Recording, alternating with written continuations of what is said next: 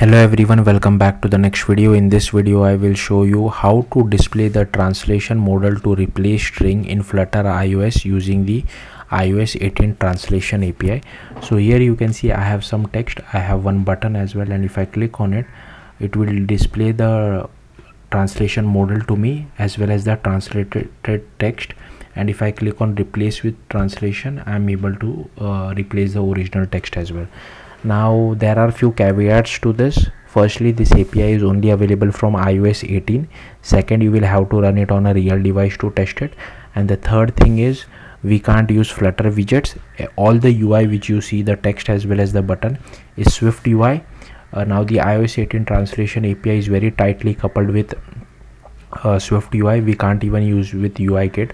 Obviously there might be some hacky ways to use it with Flutter and Flutter widgets as well as with UIKit, but yeah, this I have tried it. It causes more issues than it solves. That's why I'm not showing it to you. Anyways, let's get started. So here is our Flutter project. So everything remains the same, only I have refactored this home page widget. So it is a stateless widget. So this is a scaffold, safe area and size box of width 200 by 200, and this is our Swift UI view. So here is our Swift UI view.dart file. Here is our identifier. So this is our stateful widget, and we don't really require this init state. Now same identifier we will have to use it on native iOS side as well. So I'll just change this a little. So this, if platform is iOS, then we will use this, otherwise we will display a placeholder. So this looks a little better. Now you will have to open the XE workspace of iOS inside Xcode.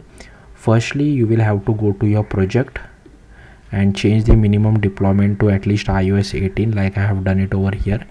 Then go to app delegate, and here you will have to copy paste this code. Now this is boilerplate code which we have to write. Only this identifier which will change depending on what you have written it on the Flutter side.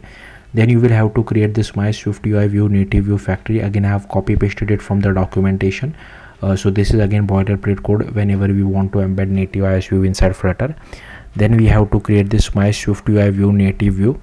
Again, this is basically like we are trying to embed Swift UI view inside UIKit. So again, there will be a lot of boilerplate in this. So we create our UI view as well as Flutter view controller. We initialize it. We create our Flutter view controller over here, and here you can see this is boilerplate code for embedding Swift UI view inside UIKit. So just copy paste it. Here you can see I'm initializing the Swift UI file. So this is my Swift UI file over here. So this is the original text.